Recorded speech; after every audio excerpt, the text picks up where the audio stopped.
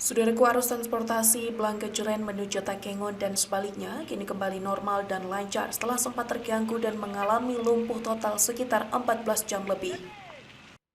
Arus transportasi sempat terganggu dan lumpuh akibat terjadi longsor di kawasan Jamur Ulung atas daerah Ise-Ise, Kecamatan Pantan Cuaca, Gayo Luas pada Kamis 26 Januari 2023. Longsor di kawasan tersebut terjadi sejak sekitar pukul 4 waktu Indonesia Barat. Kini arus transportasi baru kembali lancar dan normal sekitar pukul 18:15 waktu Indonesia Barat atau setelah sempat terganggu sekitar 14 jam lebih.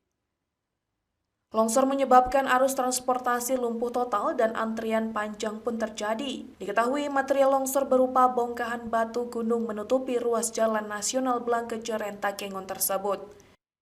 Bahkan tidak dapat dibersihkan secara manual sehingga harus menggunakan alat berat yang sempat beberapa jam baru tiba di lokasi tersebut.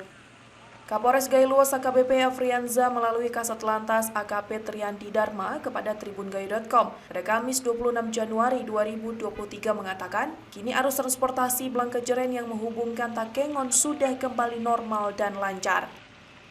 Setelah dibuka jalan dan tumpukan material longsor dibersihkan serta dipindahkan.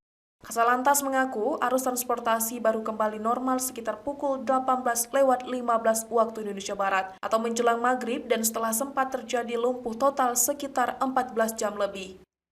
Bahkan bongkahan batu dan tumpukan sisa material longsor sebagian menumpuk di pinggir jalan nasional itu, sehingga masih sangat mengancam keselamatan pengguna jalan.